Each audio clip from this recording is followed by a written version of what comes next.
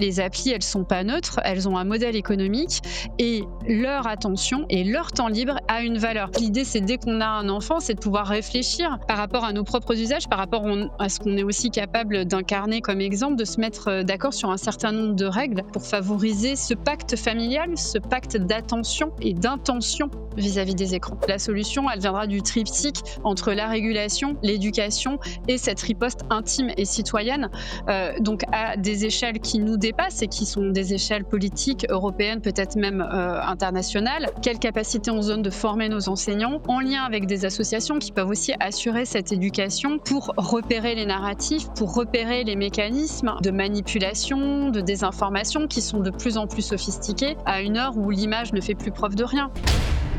Connectons nos esprits critiques pour une tech éthique. E.T. Maison téléphone. E.T. téléphone à sa maison. E.T. téléphone à sa maison. E.T. téléphone à sa maison. Il veut téléphoner chez lui. French Tech, esprit critique pour tech éthique. Let's go Trench Tech, c'est Mick Lévy avec Cyril Chaudois. Salut Cyril. Salut Mick, ça va ? Bah ouais, ça va bien. E.T. téléphone maison. Oh, mais qu'il est loin. Le temps où le téléphone ne servait qu'à téléphoner.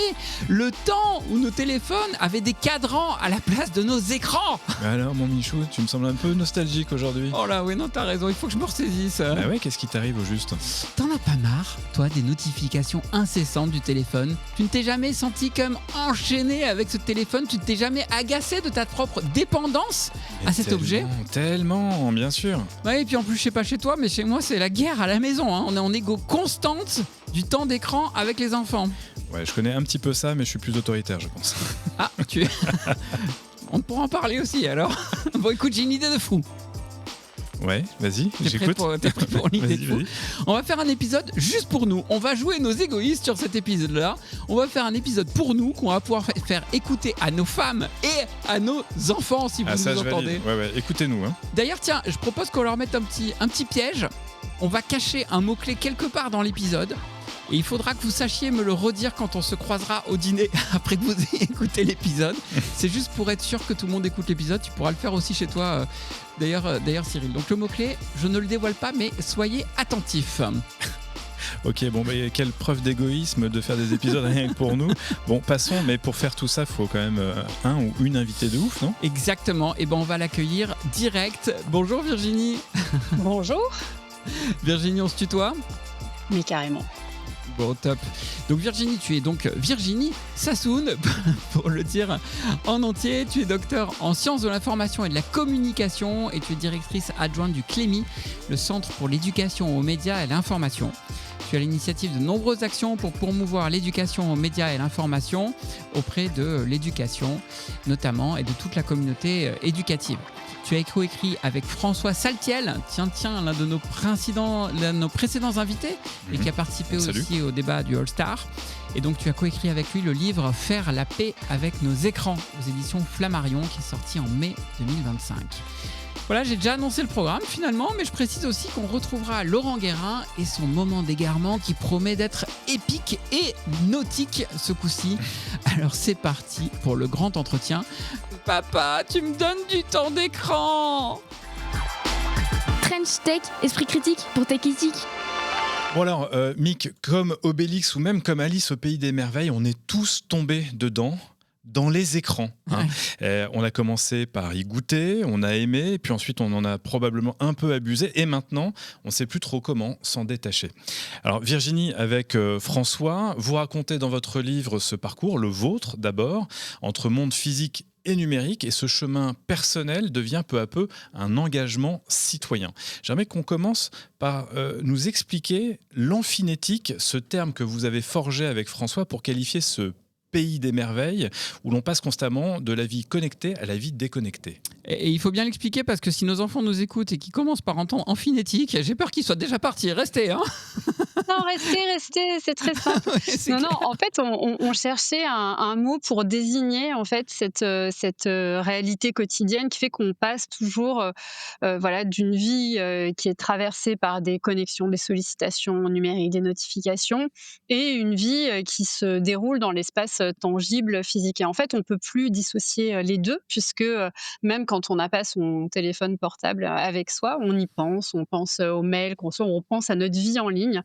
Et quand on est en ligne, bah, ça nous arrive aussi d'être appelé par ce monde physique qui nous entoure. Et donc, Amphinétique, c'est simplement pour voilà, décrire cette réalité indissociable et voilà, ce que vous disiez aussi en intro, c'est-à-dire ce monde dans lequel les écrans, on a plongé dans les écrans, donc il faut retrouver le goût de la terre ferme aussi. Et donc, Amphinétique, c'est aussi dans le prolongement de cette réflexion, on a cette espèce d'animal totem qui nous inspire beaucoup, qui sont les amphibiens, et c'est la même racine. Et les amphibiens, eux, ils arrivent à fois à vivre très bien sur Terre et dans l'eau. Et on fait cette analogie entre Internet et l'océan. Et donc, ces êtres qui arrivent aussi, à vivre aussi bien voilà, dans ces deux éléments, pour nous, c'est finalement ce qu'on veut réussir à faire ensemble. Oui, parce que finalement, les amphibiens, alors je ne suis pas du tout un professionnel du sujet, mais ils arrivent très très bien à vivre dans ces deux environnements, mais probablement Oui. au prix d'une longue évolution. Et nous, l'évolution, elle On est au commence début. tout juste. On est au début. Oui, on galère là D'accord. pour le moment. Et alors justement, ça c'est le point de départ, c'est de faire la paix avec Ouais. nos écrans. Je montre le livre pour ceux qui nous suivent sur YouTube. Qu'est-ce qui vous a amené à vouloir faire la paix avec les écrans? C'est quoi le point de bascule s'il y a eu à un moment donné, tac, un déclic? Comment vous en êtes arrivé là? Tu te sentais en guerre avec les écrans? Ouais, clairement, la guerre était déclarée. C'est vrai que pour préparer la paix, bah, il faut savoir quelle bataille on veut livrer pour être aussi dans un quotidien qui est moins conflictuel, parce qu'avec François, bah, on est tous les deux ce qu'on pourrait considérer comme des experts de la question. Moi sur le volet éducatif et lui plutôt sur le volet voilà, de documenter d'un point de vue journalistique les évolutions numériques, ce que ça bouleverse en nous, autour de nous, à l'échelle intime et collective. Et on se rendrait compte que bien qu'on soit très informé sur cette question, très engagé aussi dans ces domaines, bah, avec nos enfants, c'était loin d'être facile, loin d'être apaisé. Et donc, on se sentait clairement en conflit avec eux, entre nous aussi parfois, et puis avec nous-mêmes.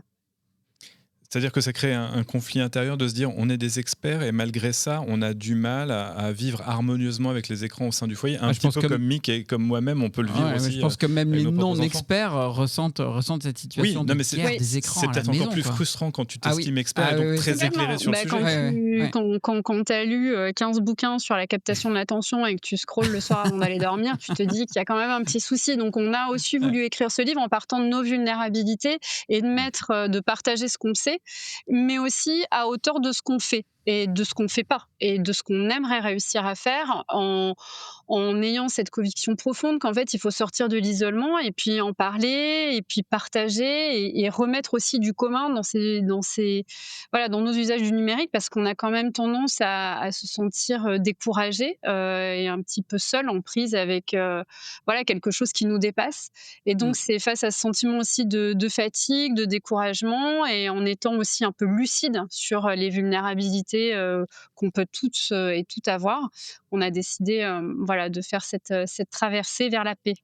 Parce que juste pour comprendre, pardon, Ouais, vas-y, à vas-y. ce stade, sans rentrer dans votre intimité, c'est quoi la photo de famille? Quels âges les enfants? Combien d'enfants et quels sont les âges pour qu'on puisse se projeter aussi un petit peu dans l'usage de ces écrans? Envoie-nous ta photo de famille. Et toi aussi qui nous écoutes, envoie-nous ta photo de famille, ça nous fera des cartes postales. Alors nous, on a 3 enfants de 17, 9 et 6. D'accord, donc Mais avec... on a trop pareil. Ouais. Moi j'ai 16, 8, 6. Donc on doit Oui, vivre des les mêmes âges, situations. 16 et 11, effectivement, avec Ouais. un effet de traction du 17 sur le 6, ou au contraire, un usage très différent entre 17, 9 et 6. Oui, ouais, complètement, un usage très, très différent. Enfin, clairement,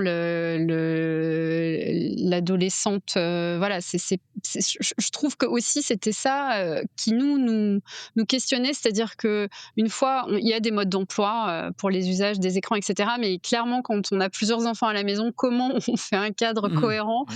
avec voilà, des usages qui sont différents et comment on réussit à être ensemble derrière les écrans aussi, avec des contenus qui parfois, bon, c'est compliqué voilà, de réunir tout le monde derrière les écrans et c'est compliqué d'avoir les mêmes règles pour tous, donc voilà, il faut s'adapter. Et puis voilà, nous on est entre Parcoursup et l'apprentissage de la lecture, donc ça crée aussi, Ouais. enfin voilà, des problématiques Ouais. différentes avec des garçons qui sont très, comme beaucoup de garçons, attirés par les jeux vidéo, avec une adolescente qui a grandi avec TikTok. Donc Mmh. on a aussi beaucoup appris avec la grande, ce qui va bénéficier aux aux plus jeunes. Alors justement, il y a un point que je pense qu'on se pose tous en tant que parents, que tous les parents qui nous écoutent se posent, c'est quelle est notre responsabilité en tant que parents. Il faut bien avouer qu'on se sent complètement dépassé en Ouais. réalité, parce que c'est partout. Les jeunes, ils n'ont pas besoin que nous, on les ait éduqués au portable, ils sont éduqués sans nous, généralement. Et du coup, voilà, quelle est notre responsabilité et comment ils font l'exercer. Voilà, toutes vos réflexions et vos études sur le sujet, à quoi elles vous ont amené comme conclusion là-dessus? Bah, en fait, nous, on s'est rendu compte que, enfin voilà, il fallait quand même différencier la partie de ce qui relève de notre responsabilité individuelle et Mhm. des problématiques voilà, qui sont liées à ce qu'on peut régler dans la famille et des enjeux plus collectifs sur lesquels on n'a pas prise.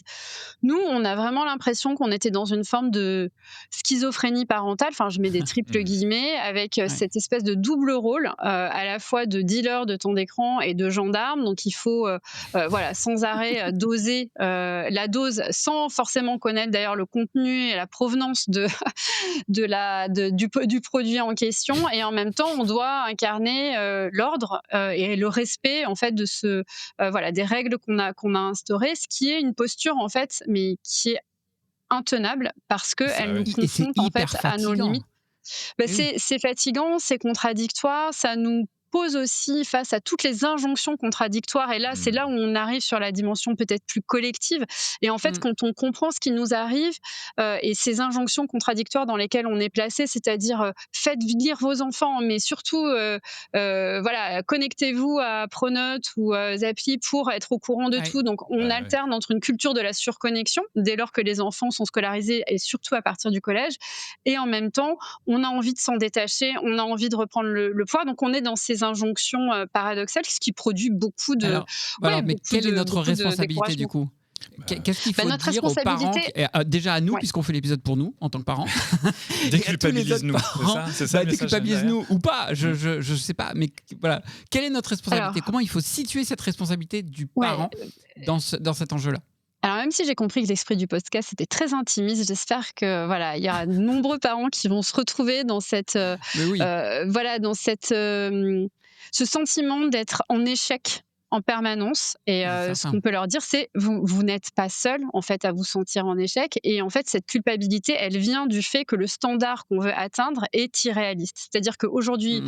la bonne parentalité numérique, on pourrait l'appeler comme ça, c'est quelqu'un qui est archi compétent pour poser des contrôles parentaux, qui connaît le numérique, qui connaît les réseaux sociaux, qui est un Ouais. expert des nouvelles techniques de désinformation, des ingérences numériques étrangères russes, etc. C'est quelqu'un qui est très disponible en temps, émotionnellement, toujours à l'écoute de son enfant pour savoir ce qui se passe, etc. Et c'est quelqu'un, enfin, qui a une tonne d'alternatives désirables à proposer pour évidemment donner envie à son enfant de se détacher des écrans. Donc en fait, ce standard-là, c'est celui dans lequel nous, en tant que parents, on évolue. Donc c'est pour ça qu'on culpabilise. Et donc l'idée, c'est aussi de déconstruire enfin, ce standard, se dire, Mmh. OK, qu'est-ce que moi, je peux faire de manière réaliste et pragmatique et surtout de se dire qu'est-ce qui compte vraiment pour moi et dans ma famille. Et nous, la conclusion nous à laquelle on est arrivé avec François, c'est vraiment ce temps d'attention qu'on se porte les uns Mmh. aux autres, cette qualité relationnelle Et pour ça, bah, effectivement, on a un rôle à jouer. On a un rôle à jouer et le rôle qu'on a à jouer, c'est déjà d'être dans un rapport un peu introspectif et d'un cheminement vers soi. C'est-à-dire que on peut pas, tout en scrollant, hurler sur son ado en disant: «Mais, C'est ça. décroche de TikTok». Donc il y a un alignement et une cohérence, à faire qui prend un peu de temps, mais qui est pas du tout impossible et qui est un mouvement, en fait, permanent de tous les jours. Mais voilà, Mmh. d'être déjà plus en cohérence entre ce qu'on attend des enfants et de préserver du temps d'attention. Oui, c'est ça, parce qu'on parle en tout cas, on questionne la responsabilité des parents, ce sentiment de culpabilité, mais on peut aussi questionner l'exemplarité entre guillemets des parents. Tu viens de l'évoquer, c'est-à-dire qu'il y a quand même beaucoup de parents qui, eux aussi, sont dans une injonction contradictoire vis-à-vis de leur progéniture. Hein. C'est détache les yeux de ton écran, mais pendant que je suis en train de te parler, je suis moi-même en train de scroller. Alors toujours pour une bonne raison, hein. Mm. Soit parce que j'attends un mail important, soit parce que je suis en train de préparer la liste de courses. Mais bon, in fine, on a tous des bonnes raisons de se cacher derrière son écran. Donc, à quel point vous avez réussi à vous détacher de l'écran pour osciller entre la vie connectée et la vie déconnectée, cette amphinétique davantage avec le reste de la cellule familiale? Bah, nous, c'est un combat quotidien et c'est pour ça que faire la paix, franchement, c'est un travail très exigeant et qui demande, voilà, qui demande je dirais de la volonté et de l'endurance, Mhm. et aussi de la cohérence. Donc c'est quelque chose et de la lucidité par rapport à ces vulnérabilités. Ça sert à rien de prôner des choses qu'on est incapable, voilà, d'incarner soi-même. Donc et aussi de parler à nos enfants, enfin je nous, ce qu'on a réussi, c'est à passer d'une situation où c'était eux contre nous avec les écrans au milieu à OK, en fait, on est tous ensemble. On est tous embarqués. On vit tous dans le même monde où il y a, une industrie, hyper puissante de captation d'attention Mhm. et on est tous vulnérables. Et vous, vous êtes encore plus vulnérables parce que vous êtes des enfants. Et donc, nous, notre devoir, c'est de vous protéger. Et donc, on est passé de ce truc de bataille et de confrontation en face à face à quelque chose qui relève plus de l'alliance. Et donc, quand on les embête ou ce qui est perçu comme vraiment une imitation qui suscite énormément de colère, etc., à chaque fois, voilà, on essaye voilà, de toujours rappeler ce cheminement qui est que nous aussi, on galère en fait. Nous aussi, on galère, mais il faut préserver ce temps ensemble. Alors, nous, on n'est pas les seuls à avoir galéré. Je me souviens que nos parents galéraient aussi, puisqu'on est certainement à Oui. peu près la même génération, je peux le dire comme ça. Je passais mes après-midi avec mon frère devant le Club Dorothée les mercredis. Et je me rappelle très bien qu'il y avait ces débats familiaux aussi autour du temps d'écran. Alors, on n'appelait pas ça le temps d'écran à l'époque. Bon, Non, mais cela dit, le temps passé devant la télé, les dessins animés, tu vois. tu fais bien juste de le mentionner parce que faire la paix avec les écrans, c'est pas juste l'écran du smartphone. On Oui, est bien c'est- d'accord c'est en dans le plus un- livre en particulier. Même Hein. aujourd'hui, c'est un ensemble d'écrans, effectivement. Il y a aussi Mm. les consoles de jeux, etc. Donc tu passais tes Mais- mercredis après-midi devant le club Dorothée, toi aussi. Exactement, le club, toi aussi. Bah, en partie, ouais. Ouais, t'es frais, toi. Et, N'importe quoi. et donc, il y avait déjà ces questions. Est-ce que finalement, c'était les mêmes questions qui se posaient à nos parents que celles qui se posent aujourd'hui à nous? Ou est-ce que ça a une saveur différente avec le numérique et la captation de l'attention qui est exercée à l'échelle industrielle, comme tu le disais? Bah, déjà, il y a une multiplication des écrans. Donc aujourd'hui, passer, une journée avec un seul écran ou une après-midi avec un seul écran, il y a souvent l'écran de la télé, les tablettes, les téléphones. Le smartphone, c'est quand même l'écran total qui a remplacé d'ailleurs plein d'objets du quotidien, des Hmm. montres, des réveils, les cartes routières, Ouais, c'est clair. et sur lequel on peut avoir tous les médias. Donc il concentre aussi, il a vraiment individualisé les équipements. Donc il y a quand même eu un basculement et aujourd'hui, quand on laisse, son enfant, voilà, une après-midi en train de regarder des dessins animés, et quand on est avec lui et qu'on entretient une conversation avec lui, et qu'on voilà, c'est pas du tout la même chose que de le laisser tout seul sur TikTok, ce qui est le cas de beaucoup de petits clandestins du web qui se retrouvent à naviguer sur voilà, ces réseaux sociaux qui sont pas du tout adaptés, qui les confrontent à des contenus qui sont pas gérés par un média qui est responsable d'un certain nombre de Mm. choses, qui est Hmm. régulé par une instance de régulation qui est l'Arcom, et où il y a voilà, souvent un accompagnement aussi, soit d'un animateur télé, etc. Donc je pense qu'on ne peut pas comparer un usage individuel individuel et un peu dans un espèce de Far West avec une emprise des algorithmes qui est extrêmement forte. Et là, le dernier rapport d'Amnesty International et le rapport sur TikTok, sur l'effet psychologique de TikTok, le documentent extrêmement bien. Oui. C'est pas les mêmes risques, c'est pas les mêmes dangers auxquels on expose notre enfant si on le laisse une après-midi Est-ce que tu devant. peux peut-être nous en faire d'ailleurs, allez, pas un inventaire parce qu'on va pas passer tout l'épisode à ça, mais globalement, au fond du fond, c'est quoi le problème sur le fait que les enfants puissent passer autant de temps devant les écrans, mais aussi être exposés au contenu typiquement qu'ils peuvent avoir sur TikTok que tu évoquais tout à l'heure? Parce que je pense que les réseaux sociaux qui portent bien leur nom, en fait, il y a une addiction pour les enfants, c'est l'amitié. Et c'est le fait d'être avec leurs potes. Ils sont accros à ça. Et c'est voilà, un petit raccourci de le dire comme Mais ça. pour, Mais en pour tout les cas, 6-8 ans, c'est pas ça. Là, je vois mon petit par exemple. ah oui, pour les tout petits. Tu vois, lui, il joue à Brawl Stars. Alors, je me demande Ouais. toujours, est-ce que c'est trop tôt, est-ce que c'est pas trop tôt? Qu'il y a Bah, un c'est jeu, des en fait, où récompenses. tout est fait Typiquement, pour que ce soit hyper addictif et que tu y reviennes tout le ouais, temps, tout le dans temps, tout le Brawl temps, quoi. Stars, c'est les récompenses. C'est ce mécanisme addictogène de récompense qui fait qu'on a Skinner. tout le temps besoin d'y retourner. Et dès que l'enfant grandit et à l'adolescence, c'est en fait le fait que nos amis, on les retrouve en ligne, soit par des jeux vidéo où on va chatter, etc., à côté du jeu, ou alors sur les réseaux sociaux. Et puis c'est aussi des des environnements qui voilà nous donnent un contenu qui peut voilà qui va aussi nous engager émotionnellement, qui va retenir notre attention, qui sait nous retenir, qui sait aussi voilà susciter émotionnellement un engagement très fort qui fait qu'on va rester. Ouais. Et puis ça exploite enfin voilà une tendance naturelle des êtres humains à être curieux. Et puis il y a aussi ce truc, c'est qu'à l'adolescence les enfants quand même se détachent, ils font quand même leur propre expérience de la vie. C'est, je veux dire, on peut considérer que c'est les nouveaux terrains vagues Oui, du c'est leur, 21e c'est siècle. leur nouveau terrain émancipé des Voilà, parents. Ouais. nous avant, enfin, ce que je veux dire, c'est que nous, notre génération, on a eu l'expérience d'aller dans la rue, on a eu l'expérience de se déplacer, enfants et Ouais. adolescents, parce que l'espace public était plus ouvert pour nous.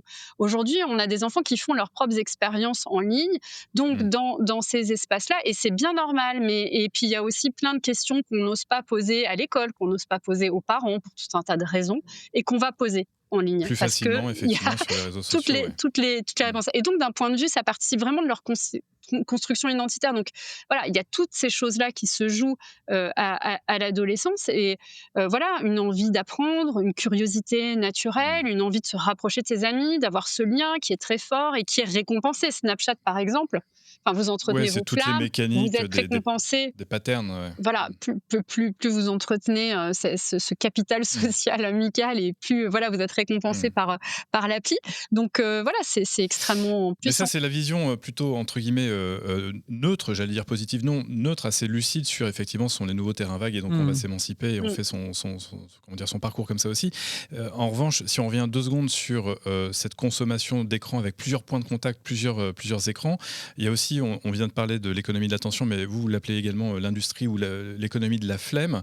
Et moi, ce qui m'a marqué dans votre livre, j'ai appris plein de choses dans votre livre, mais j'ai notamment découvert ça, que Netflix a demandé à plusieurs scénaristes je lis, de veiller à ce que leurs personnages annoncent ce qu'ils font pour que les spectateurs qui regardent sans regarder, je cite, puissent suivre. En d'autres termes, si le premier écran du spectateur est son téléphone, il ne faut pas que le programme qui passe sur son deuxième écran, la télé par exemple, soit exigeant au point qu'il arrête de le regarder. C'est quand même une déviance assez phénoménale. C'est-à-dire que comme ils ont conscience que désormais on est multi-écran, pour éviter qu'on en préfère l'un à l'autre, eh bien, ça va dénaturer la façon même d'écrire les contenus. Et là, c'est plus tout à fait la vision positive de c'est normal qu'ils aillent sur les réseaux parce que c'est un peu leur terrain vague à eux aujourd'hui.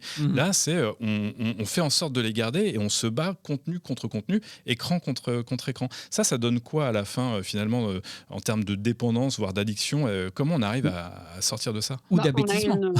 Oui, on a une saturation cognitive, des problèmes de concentration de plus en plus importants, des problèmes voilà, pour focaliser notre attention. Enfin, il y a beaucoup d'alertes du monde médical, du monde scientifique sur le constat en fait voilà, de cette perte attentionnelle, de cette perte des compétences cognitives. C'est aujourd'hui très bien documenté que la surexposition aux écrans, elle ralentit le développement cognitif des enfants, capacité aussi à entrer en relation avec les autres. Et je trouve que voilà, quand tu parlais d'économie de la flamme, c'est vrai que on est dans cette espèce de cocon multi-écran qui fait que en fait tout le savoir, les contenus semblent instantanément accessibles et ce qui a tendance à court-circuiter notre goût de l'effort. Et donc c'est vrai que, par exemple, mettez vos enfants ou vous-même devant un film qui est peut-être un peu daté, c'est compliqué lent, parfois de pas. c'est d'une lenteur. Voilà. Et Mais moi, c'est l'enjeu. j'adore ça. Oui, pouvoir mais revenir. J'aime En bien fait, aussi, mais c'était retrouver- vraiment notre rythme. Hein. c'est un autre rythme et Ouais. c'est comment on arrive en fait. Alors c'est pas forcément quelque chose qui est souhaitable, ça dépend des goûts de chacun, mais de se rééduquer à attendre, à s'ennuyer un petit peu, à T'es parfois pas être obligé de regarder juste du avec David Lynch à chaque fois. oui, et puis avec un seul écran. Aujourd'hui, on parle du Oui, Club ça, c'est Dorothée, mais il y avait qu'un seul écran. Avant, la télé, c'était un meuble dans la cuisine qui était partagé. Moi, je rencontre des gens qui sont hyper nostalgiques de ce moment-là où finalement, en fait, toute la famille se Oui, de ce temps de retrouvait partage. dans la C'est ça. cuisine ou dans le salon. Aujourd'hui, on est tous, quand on a une télévision, mais aussi avec des écrans individuels. Et donc, la difficulté, c'est le lien et l'attention. Et du coup, juste pour terminer cette séquence, tu nous as pas parlé du Clémy, de la mission du Clémy. Je suis pas sûr Ouais. que tout le monde sache. Et donc, je pense que ça fait bien le pont. Est-ce que tu peux nous dire en 2 mots quelle est la mission du Clémy? Le CNIL, c'est le service public de l'éducation aux médias. Donc nous, on forme des enseignants, on produit des ressources pédagogiques pour que ces enseignants qui sont formés à l'éducation aux médias, à l'information et qui puissent en faire de la maternelle jusqu'à la terminale, puissent faire des séquences d'éducation aux médias en classe. Et on crée des événements qui font le lien entre le monde des médias et du numérique et le monde de l'école. On organise notamment la semaine de la presse et des médias tous les ans, qui est le paquebot du Clémy, qui mobilise plus de 4 millions d'élèves chaque année. C'est Wow. l'occasion aussi. Quand on parlait de l'usage des réseaux sociaux, aujourd'hui, sur les réseaux sociaux, les adolescents s'informent par accident, comme nous d'ailleurs. On se connecte sur le fil d'actualité, il y a des informations qui nous viennent. Ils ne font pas forcément, on ne fait plus la démarche, 92% des adolescents s'informent via les réseaux sociaux, on ne fait plus la démarche d'aller vers un média. Et donc l'enjeu aussi de cette éducation aux médias à l'information, c'est de développer une culture des sources dans un environnement du scroll. C'est-à-dire que repérer qui sont les sources fiables, que ce soit des médias traditionnels ou des créateurs de contenu. Il y en a qui font des trucs extraordinairement intelligents et sûrs et fiables. Et donc, c'est. Voilà. Comme les gens de Trench Tech, par exemple. Exactement. Par exemple, au hasard. Pour prendre des gens qu'on connaît. Et le hasard fait drôlement bien les choses, moi je veux dire. On y voit un petit peu plus clair, effectivement. Merci Virginie. Et en matière d'éléments fiables et de créateurs de contenu fiables, on en a un chez nous. Il s'appelle Laurent Guérin. Et lui, il nous parle des fails, pour le coup, de la tech. Et là, il vient avec un moment d'égarement tout particulier, un peu nautique. On va lui donner la parole. Tu bluffes, Martoni. Ton arme n'est pas chargée. Oups, un moment d'égarement. Aujourd'hui, Laurent, tu nous parles d'une innovation qui fait rêver des générations de vacanciers et de kinésithérapeutes, la planche à voile. Ah, il fallait les voir, ces juilletistes et ces Haussiens décorer leur Renault 20 de 2 immenses planches fixées sur la galerie, sanglées minutieusement avec leur wishbone, leurs mâts et leurs voiles, combinaisons, chaussons, dérives et ailerons dans le coffre. À peine restait-il de la place pour les lardons, puis rouler vers leurs destinations estivales préférées en espérant à la fois du soleil, certes, mais aussi du vent, mais pas trop, car c'était les vacances quand même, juste un peu de vent pour faire de la planche à voile ou windsurf, sport inventé aux États-Unis dans les années 60 et qui compta en France jusqu'à 500 000 pratiquants.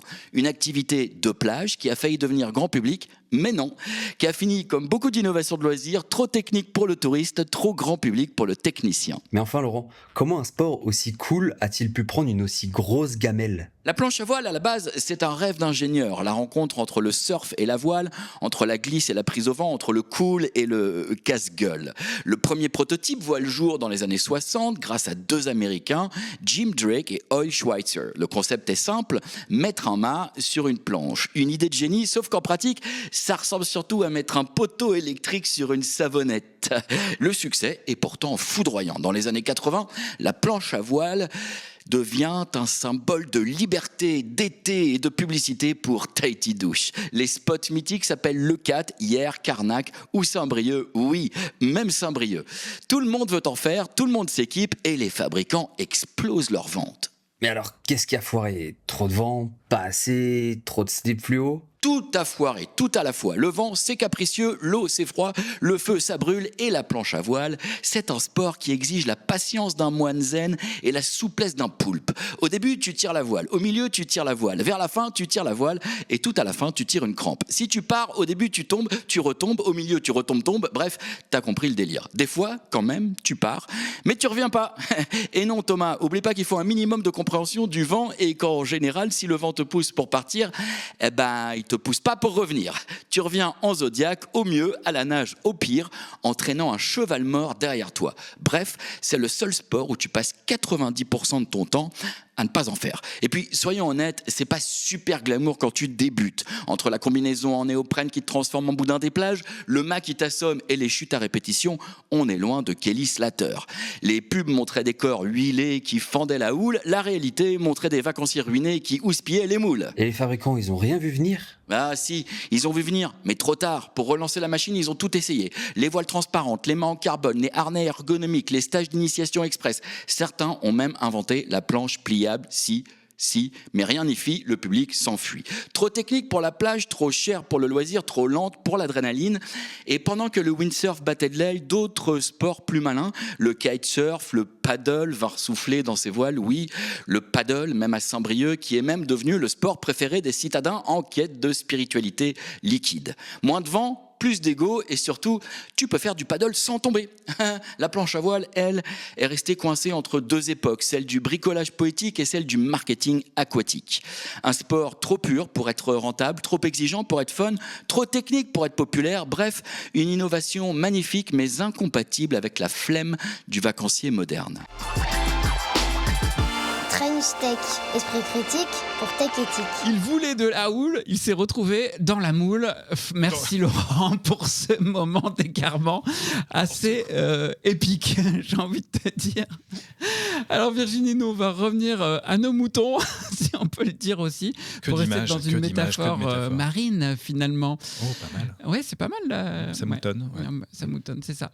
Bref, donc bon, tu nous as assez bien dépeint le tableau de tous les problèmes qu'on pouvait avoir dans la première séquence vis-à-vis des écrans et vis-à-vis des enfants. On va maintenant voir quelles pourraient être les solutions. Il y en a ? Il y en a, elle en propose dans son livre, donc on va voir ça.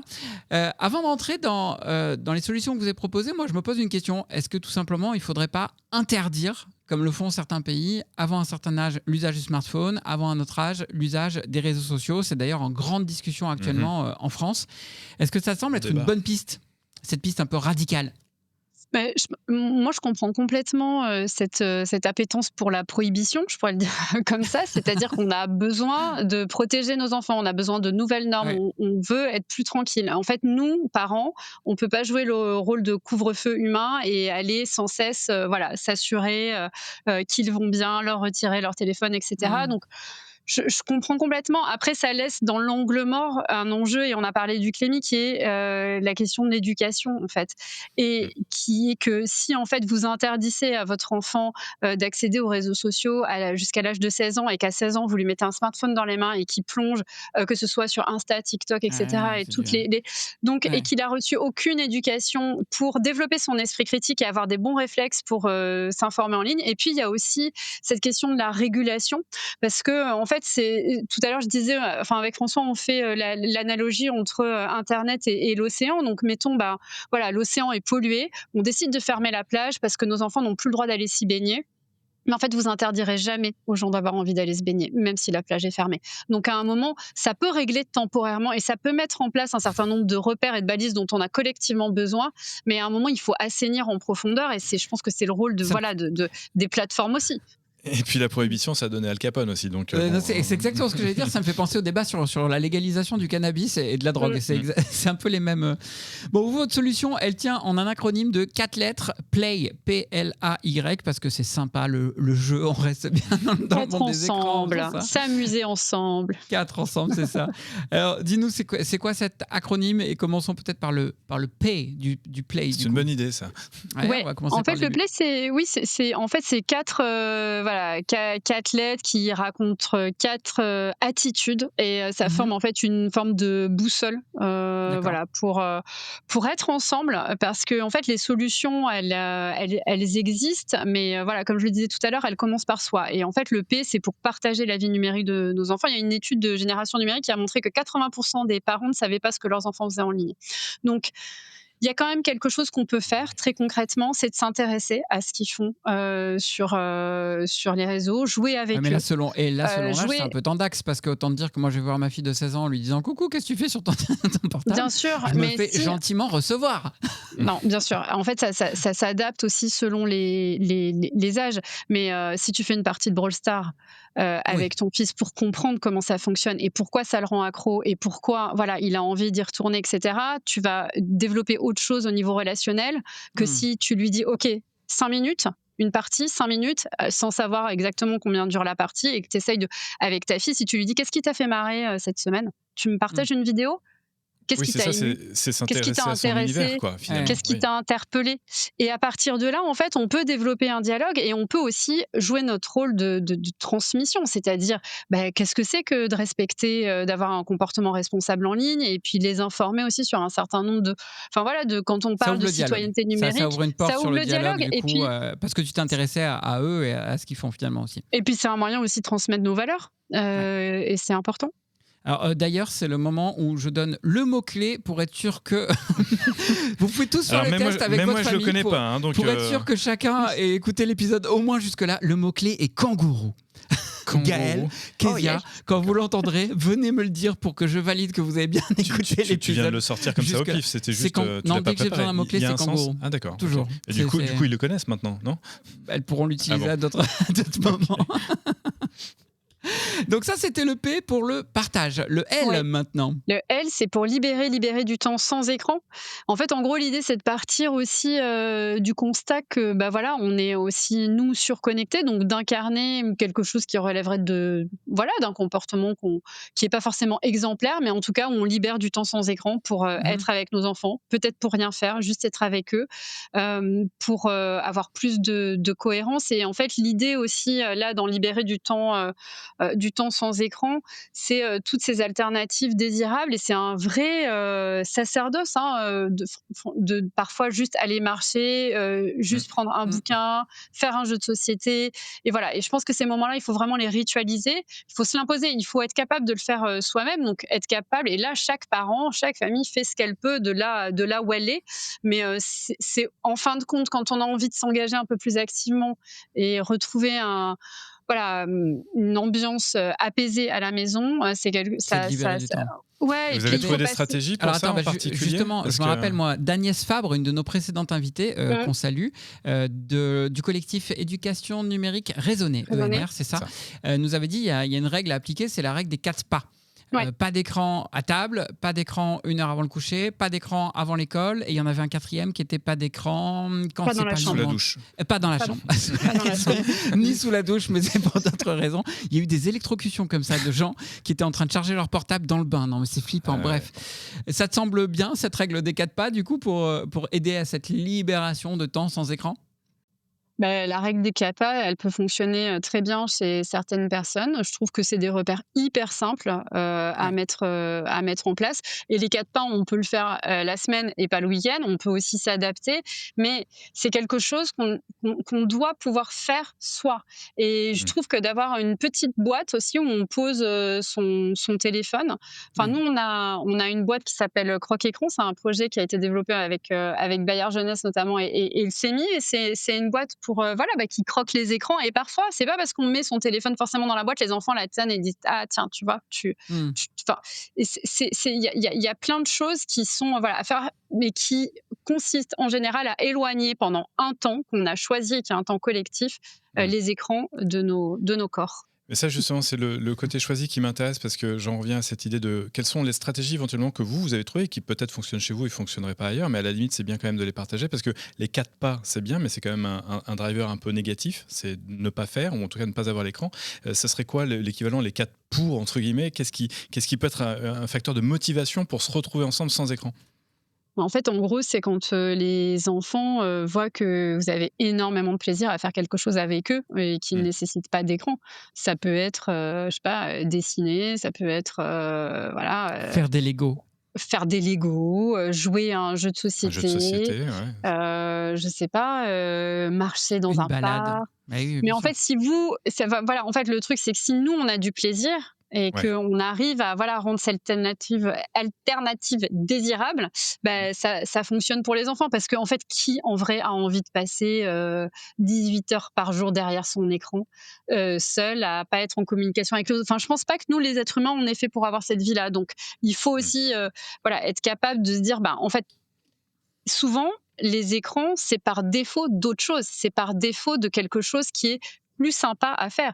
Et en fait, les enfants Ouais. adorent faire des activités aussi. Et c'est là où on n'en a pas parlé, mais la question des inégalités sociales, elle est quand même cruciale parce que tous les parents sont clairement pas égaux sur leur capacité justement à Mmh. investir ces moments sans écran voilà, pour avoir des moments de kiff avec leurs enfants. Et d'ailleurs, vous le rappelez dans le livre, hein, on a eu l'occasion de le dire dans certains épisodes. Malheureusement, les foyers qui sont parfois les moins, comment dire, les plus pauvres aussi, sont les moins disponibles et l'écran est une Ouais. valeur refuge d'une certaine manière aussi pour les enfants. Et du coup, lorsqu'on passe autant de temps derrière un écran, forcément, il y a des émotions positives, négatives. Et ça, c'est le troisième point de votre acronyme PLAY, c'est de savoir Oui. accueillir les émotions en ligne. Enfin, les émotions de la vie en ligne. Est-ce que tu peux nous en dire plus? Qu'est-ce Oui, que vous oui, avez observé, c'est vous? vrai que quand son enfant, rentre de l'école, on a tendance à lui dire: «Alors, comment s'est passée ta journée?» Enfin, là, je parle des enfants qui sont déjà connectés, qui ont un téléphone et qui ont accès à internet. Et donc dans «Comment s'est passée ta journée?», on devrait tout le temps inclure, nous, parents, cette idée que la journée, elle inclut aussi, tout ce qui s'est passé en ligne. Et parce qu'il, nous, on est d'une génération, on a tendance à quand même à hiérarchiser quand même le réel. Et ce qui se passe en ligne, c'est quand même un peu moins vrai, un peu moins important que ce qui se Mmh. passe vraiment dans la Oui, c'est réalité. cette dichotomie entre le in real life et la vie connectée. Moi, j'avais l'habitude de le lire comme ça. Et on m'a Bah oui, repris oui. une fois en me disant: mais attends, mais laisse tomber, Oui, c'est c'était un c'est la invité vraie qui vie t'avait sur dit, l'écran. ouais, Ouais, maintenant, tout à maintenant, fait. C'est tout est lié, hyper ouais. réel et il suffit de parler à quelqu'un qui a déjà été cyberharcelé pour Bah s'en oui. rendre compte, en Ouais. fait, parce que c'est une vraie souffrance, c'est une vraie douleur. Voilà, d'accueillir les émotions, de s'intéresser aux émotions de ce qu'ils vivent aussi en ligne. Je crois que ça fait partie aussi des choses que nous, en tant qu'adultes, en tant que parents, on peut faire pour eux. Est-ce qu'il y a des usages, je m'égare un tout petit peu de l'acronyme, on va arriver sur le Y, mais je garde un petit peu de suspense encore. Est-ce qu'il y a des usages qui te semblent plus justifiés que d'autres avec les écrans? Notamment, mon ado, peut-être la tienne aussi, me dit: «Oui, mais non, mais attends, mais moi, c'est surtout parce que je passe beaucoup de temps avec mes copains et comme je peux pas aller les voir, et bah, du coup, c'est une manière de passer du temps avec eux». Ce que moi, ado, j'ai connu en squattant la ligne téléphonique de mes parents qui devenaient fous parce qu'ils pouvaient plus appeler eux-mêmes, tu vois, à Oui. l'époque. Du coup, est-ce que ça, c'est plus légitime ou plus utile ou moins préoccupant, en tout cas, comme usage des écrans, et donc on pourrait accepter qu'il y ait plus de temps d'écran du fait de cet usage-là, ou pas? Bon, en fait, il faut considérer que effectivement, être en lien avec ses amis, c'est absolument crucial. D'ailleurs, il suffit de voir les enfants qui sont privés de smartphone et qui Mmh. passent tout le collège. Ils sont bien souvent, enfin, quand même dans une détresse et dans une souffrance. Et les parents ont une pression monstrueuse et les enfants mettent une pression monstrueuse sur leurs parents voilà, parce qu'on monte à bord en fait d'une nouvelle forme de sociabilité qui pour nous est nouvelle, mais qui pour eux est tout simplement la sociabilité qui est voilà dans cette sociabilité emphinétique, on pourrait dire, qui fait partie de ça. Donc oui, c'est légitime qu'ils aient envie d'être au contact de leurs amis. Est-ce que ça nous interdit de questionner les dispositifs par lesquels ils passent? Par exemple, voilà, documenter en permanence sa vie, être dans ce truc aussi d'une performance de la sociabilité, parce que cette Oui. surconnexion aussi à ces applis, est-ce qu'elle leur fait vraiment du bien? Est-ce que voilà, ils maîtrisent en fait, ils se sentent voilà, en sécurité? Est-ce que il y a toutes ces questions-là à poser, je pense, avant d'équiper son enfant d'un Est-ce que premier ça ne smartphone. cannibalise pas complètement le temps passé en famille, par exemple, que tu disais? Complètement. C'est tout cet équilibre qu'il faut trouver, en fait, ouais. C'est tout cet équilibre et surtout dont il faut parler. C'est-à-dire que voilà, les applis, elles sont pas neutres, elles ont un modèle économique et leur attention et leur temps libre a une valeur. C'est Dino Mmh. Ambrosi qui a fait une conférence que je trouve intéressante et à un moment il dit ben voilà, votre temps libre a de la valeur et c'est une conversation qu'on peut engager avec ses ados et dire bah, tu serais prêt à payer combien pour ton appli préférée. Et moi, j'ai eu cette conversation avec ma fille et je lui dis, bah voilà, si d'un coup TikTok c'était 20 balles par mois. Oh, elle me dit, mais je payerais pas. Je fais, tu passes 2 heures par jour. C'est ça, ouais. Effectivement, gros débat de savoir s'il faut faire payer ces plateformes pour mettre une Non, mais la valeur du temps libre, sa valeur de temps libre et à quoi on investit notre temps. Ouais, c'est clair. Et alors, je le redis, dans l'acronyme PLAY, on a partagé la vie numérique de nos enfants, libérer du temps sans écran, accueillir les émotions de la vie en ligne. Et le 4, c'est pour Yes or No, poser un cadre. Et justement, cet épisode va être diffusé vraiment à l'aube, en quelque sorte, de Noël. Moi, je pense à tous les parents qui auront cédé aux listes de Noël de leurs enfants avec un écran sous le sapin. C'est quoi les quelques conseils très pragmatiques, très concrets que tu peux donner pour poser un cadre ? Ok, le Père Noël t'a apporté un smartphone, mais voilà comment on va le programmer, ou en tout cas comment on va le mettre dans un cadre très précis d'utilisation. Bah, en fait, c'est quelque chose qui se construit avec les enfants. Je pense qu'un enfant, même assez jeune, si vous lui demandez le temps raisonnable d'écran qu'il peut passer sur son jeu, il ne va pas vous dire 8 heures par jour. Donc, en fait, c'est construire un cadre ensemble pour que ce cadre soit légitime et respecté en fait, par l'ensemble des membres. Donc, tu prends tout de suite au mot, tu lui dis « Ah, tu m'as dit 1 heure, du coup, on va régler dans les paramètres parentaux 1 heure d'écran par jour. » Mais quel relou. Non, mais très concrètement, pour savoir, parce qu'il y a des gens qui sont paumés. Non, mais par exemple, après, c'est aussi pouvoir rédiger, je sais pas, certaines règles qui sont en fait un peu comme une bible familiale, dans cette petite démocratie aussi qu'on essaye d'instaurer autour de l'usage des écrans et dire, mais en fait, par exemple, si on dit, si on reprend les 4 pas d'écran à table, bon bah voilà, en fait, si papa, même pour le travail, il respecte pas le contrat, voilà, on est tous aussi essayer de se dire que voilà, on sait à quoi on dit oui, on sait à quoi on dit non, ça soulage énormément pour sortir de cette conflictualité permanente dans laquelle on est, tout en sachant très bien que ce cadre, il sera pas magique. Les enfants vont vouloir aussi le challenger et nous-mêmes, on va vouloir. Et nous-mêmes, c'est ce que j'allais dire. Le papa qui consulte ses mails, un coup de taser sinon. Ah ouais, c'est vraiment Voilà. ça. Ah mais non, mais il faut un engagement mutuel. Non, mais à un moment, il faut sévir. Donc ce cadre du yes or no dans le play, au-delà des petits... parce que vous donnez pas mal de petits conseils sur la fin du livre, notamment... Pour engager la conversation aussi. Ouais, alors des trucs très techniques, comme désactiver les notifications, passer en noir et blanc, machin, etc. Mais aussi, effectivement, pour engager la conversation. Mais donc, au-delà de ces petits tips, donc ce cadre, donc le yes or no, votre Y, comment tu le décrirais davantage ? Moi, je le décrirais comme une anticipation que les parents et les jeunes parents aussi ont aujourd'hui, c'est dire quelles règles, parce que tous les parents mettent des règles, mais quelles règles on peut faire respecter. Et donc se mettre d'accord et les rendre ultra explicites et les anticiper, parce qu'aujourd'hui, l'âge du premier smartphone, c'est 9 ans, l'accès aux premières images porno, c'est 12 ans, 11 ans, 12 ans. Ouais. Les premiers usages de l'IA sont de plus en plus jeunes.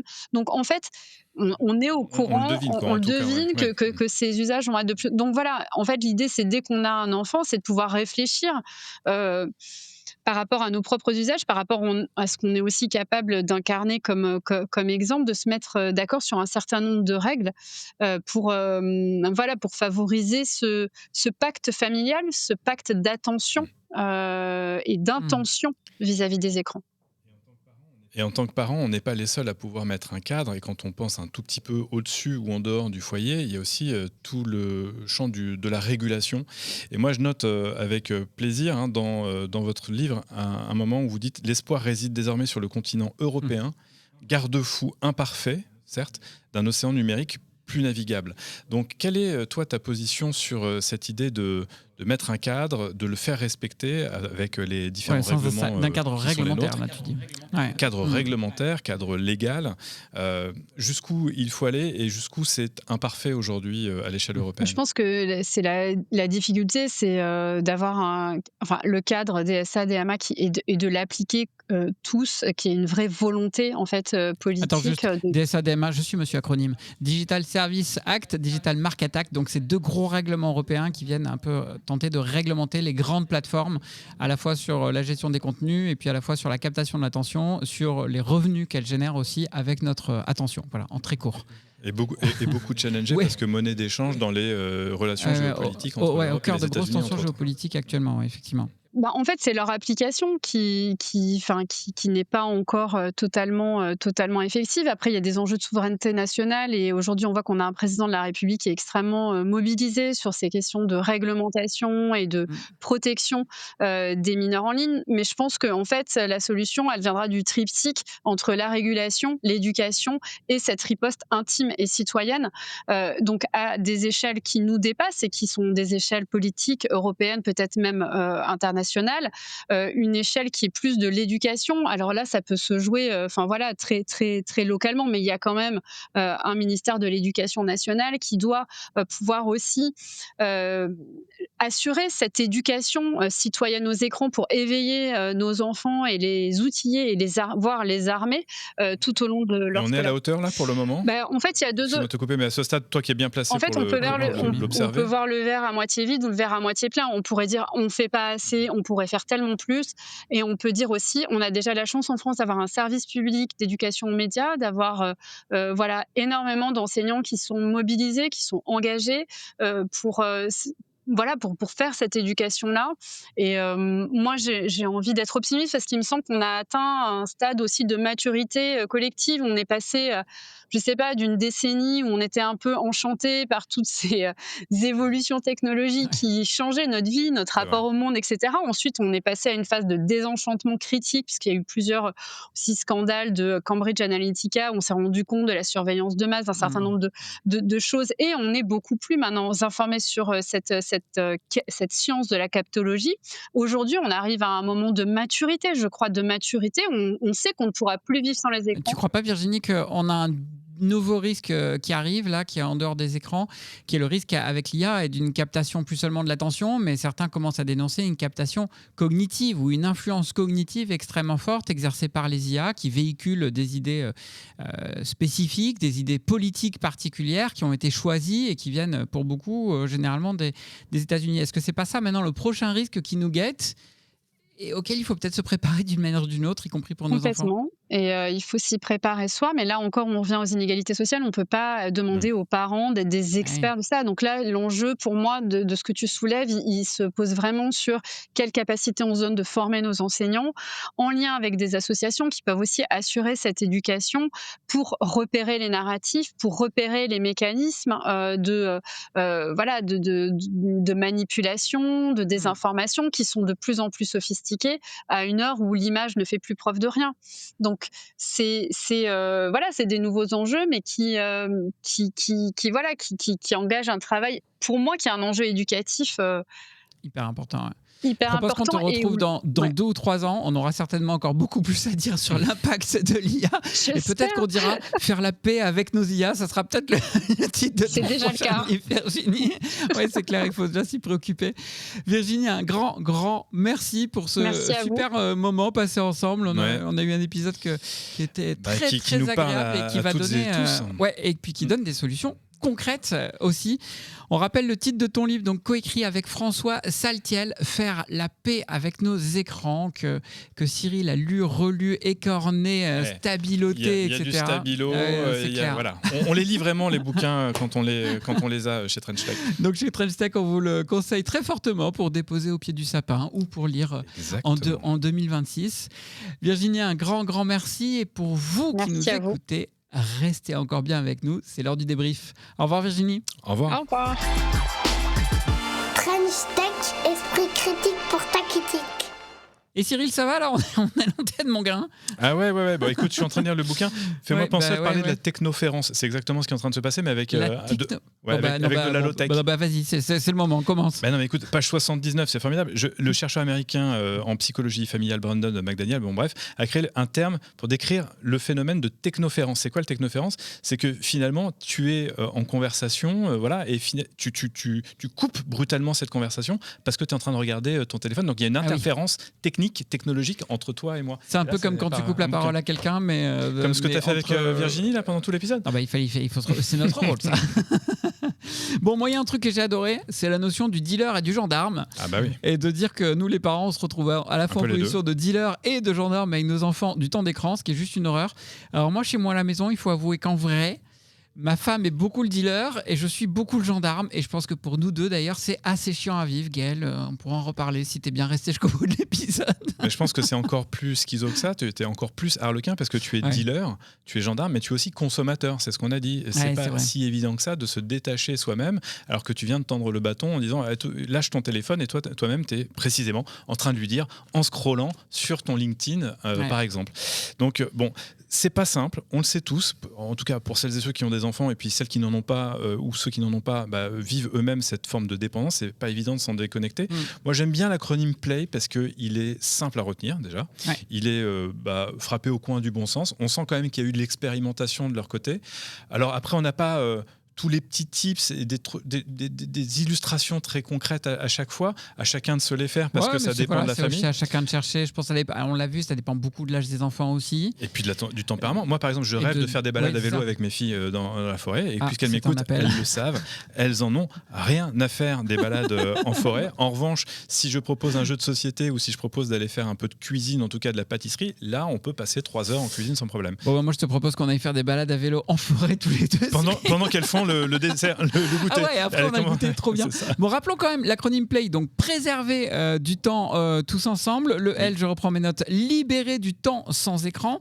Le A, accueillir les émotions de la vie en ligne. Et le Y pour yes or no, le fait de poser un cadre qui soit clair. Moi, ça me semble effectivement frapper sous le coin du bon sens pour reprendre ta belle expression. The yes needs the no against the yes to win the no.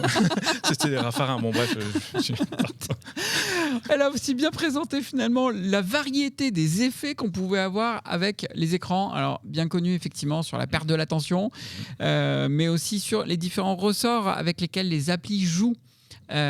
Pour retenir notre attention, notamment le ressort de la récompense facile par ces jeux qui sont très addictifs. Ça, c'est le bon vieux truc du docteur Skinner, de la récompense aléatoire. Et donc c'est pour ça qu'on y revient, parce qu'on se dit, est-ce que j'ai pas raté quelque chose? Et ça devient le FOMO derrière, le fear of missing out. On a exactement ça. On a aussi le fait, tous les leviers sociaux pour être en contact avec ses amis, mais aussi une vraie construction, c'est son terme, construction identitaire. C'est aussi l'émancipation des parents, en tout cas pour nos ados. Tout à fait. Et moi, il y a quand même quelque chose aussi qui revient dans son discours et dans leur discours avec François Saltiel.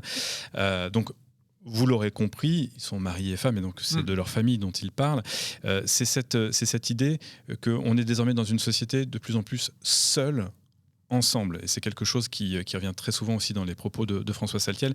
Et là, l'idée de faire la paix avec les écrans, ça va avec l'idée de faire société ensemble.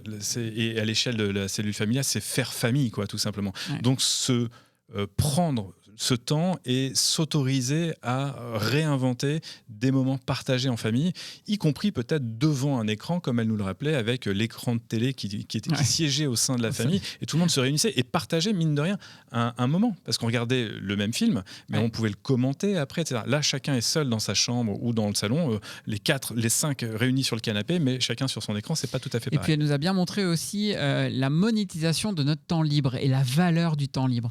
C'est ouf parce que moi, ça me frappe, effectivement. Je pense même que les plateformes font tout pour qu'on retrouve un maximum de temps libre, pour que ce temps libre puisse être occupé de la façon la plus facile qui soit, c'est-à-dire en allant constamment vers ces écrans qui nous fournissent ces récompenses et tous les leviers dont on a déjà parlé. Et c'est pour ça qu'elle reste gratuite, parce que quand on pose la question aux gens, est-ce que vous seriez prêt à payer 15 ou 20 balles pour TikTok ou pour Insta ou je ne sais quoi, évidemment, le frein du prix est là, et il y aurait beaucoup moins de monde et donc beaucoup moins de temps passé sur ces plateformes aussi. French Tech. Et voilà, plus ou moins 60 minutes viennent de s'écouler. Vous en savez maintenant un peu plus sur la façon de faire la paix avec nos écrans dans nos foyers, dans nos familles. On espère que cet épisode vous a plu. Si c'est le cas, mettez-nous un pouce sur YouTube, commentez-le sur votre plateforme sociale préférée, mettez-nous des étoiles. Ne vous laissez pas trop happer quand même par le temps dans vos téléphones, car comme le disait Nelson Mandela, l'éducation est l'arme la plus puissante qu'on puisse utiliser pour changer le monde.